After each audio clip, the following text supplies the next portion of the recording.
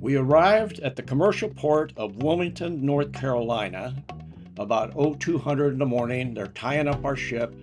We're going to take an early morning bus into downtown Wilmington. They've got a lot of security in this port. We had to go through metal detectors coming off the ship and going back aboard. We met our tour guide downtown Wilmington. He's a professional at one of the universities. He was born here and he knows a lot about this town. This building is over 200 years old.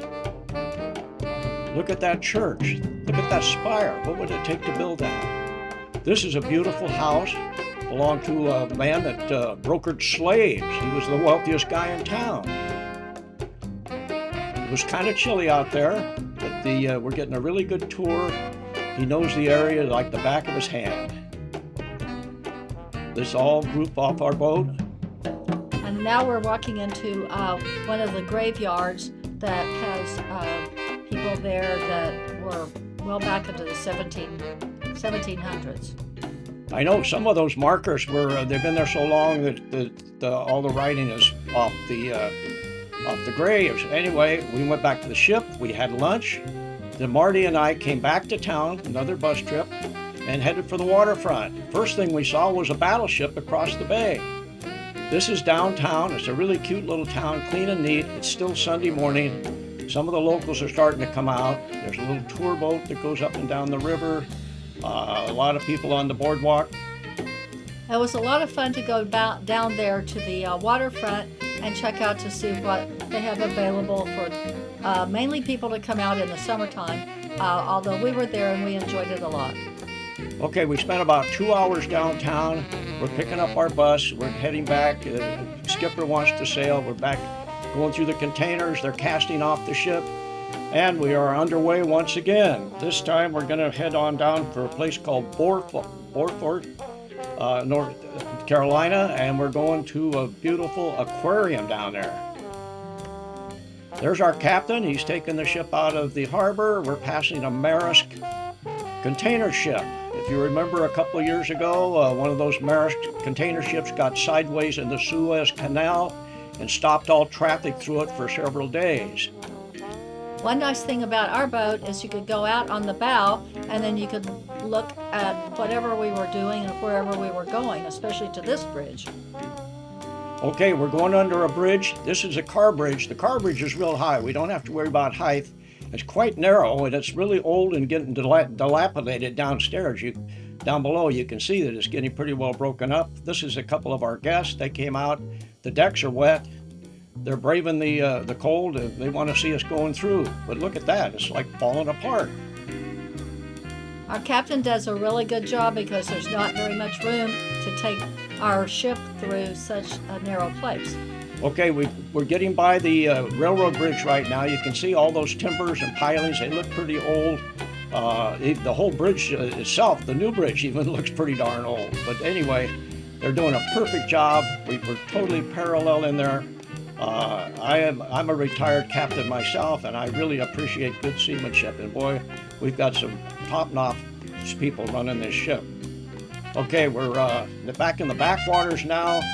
And wow, there are a lot of yachts here. Really, I'm in the boat business myself. When I see boats and yachts, I get all excited. Look at that, houses. Everybody's got a boat in front of their house. It's really an interesting part of our trip. It was a lot of fun to be going through a place like this where it's really a river and there's houses on both sides, and look at all these boats. No wonder Ernie's excited. Man, I'm freaking out. Here's a great looking boat yard. Lots and lots of boats, sailboats, power boats. Okay, we're coming up on another bridge. We're probably doing, 8 or 9 knots. This is a nice wide bridge. We can just go shoot right through there like it's nothing. This is really a very, very interesting part of our trip. Here's a guy who bought himself a fixer-upper. Let's hope he can get it together and get it sailing. A lot of beautiful houses along here, and this is one of the fun things about our smaller ship is that it can go through places like this. We are now arriving at Beaufort. I think this also is North Carolina. We're getting ready to go to an aquarium. Our buses have showed up. we're actually not going to a commercial marina. This looks more like a yacht marina. It's really kind of a nice marina. It's kind of small. The guys are getting the ship tied up. The bus took us out to the aquarium, which was maybe 20 miles out of town. And this thing is really a wonderful, well operated and maintained aquarium. Yes, it's actually very professional, and it was a great opportunity to go and see what they had there among, like this, their fish. Yeah, this is one of my coolest videos. Look at that, all those fish. There's a needlefish. I'm a fisherman myself, man. I freak out when I start seeing fish. They've done a beautiful job here, including these guys in the tank. Yeah, those guys are clowning around. There's a bunch of kids there. The kids are all laughing. This guy is falling on his back. He lands on his tank. And then look, he pops right back up and he's putting on a great show. We got turtles. We got otters, sea otters. These guys are great. They even put on a little show for us. Check them out right here. Look at, they're zipping around. They say, oh man, guy with a camera, we got to show off. Also outside, there was a lot of exhibits out there. They're all new pathways. It's just so professionally done. We didn't let the weather slow us down. We wanted to go out and just look at everything they had, including this eagle area, although the eagles weren't there at this particular time. They even have a place with snakes in there. Watch this next video, man. A diamondback rattlesnake, quite a large one. And then one of my favorite places, I'm in the gift shop. Marty's in the gift shop, getting a few gifts for the grandkids. Okay, we're on the bus now, and we're going on back to the ship. We're going to be sailing here pretty soon. American Cruise Lines takes very, very good care of us. We always had a bus to take us places and back, and then we have the ship itself that we really enjoy. All right, look at, we got all kinds of people up in the observation room. Anyway, it's an overnight trip to our next port. All of a sudden I heard the thrusters on about 1 o'clock in the morning. I jumped out of bed with my camera, opened my little door right to my cabin. Here's an old railroad bridge. Look at the timbers here. This thing is like falling apart. That's the car bridge standing up there. Here's a barge side tied to the wall there. The captain came out, was talking to our captain. We figure he could probably get a job as Santa Claus in December, no problem. So we kept moving and we ended up in Coinjock. This is Coinjock. Yeah, we're going to go out to the Kittihawk Museum out there where Orville and Wilbur Wright did their first flight. Really fun. We're just walking around the museum. It's beautifully done.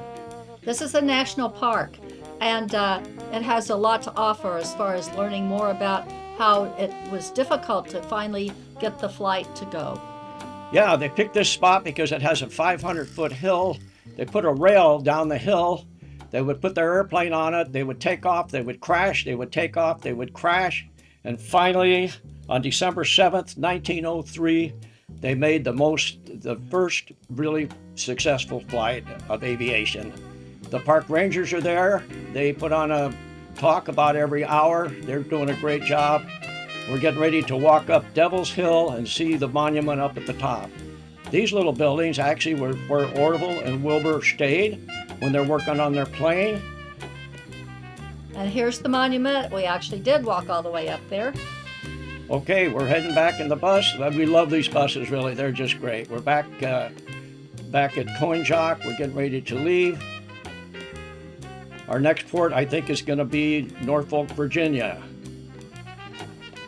So off we go, another wonderful day and on our beautiful ship and heading out for our next port. All right, we're underway. That's all our little creeks and streams, etc. But there are 5 big rivers, which give us approximately This is our 60 entertainer to and also our 70% historian, of the water Robert. that We is all the love Chesapeake Bay. Those 5 importance would be the Chesapeake Bay.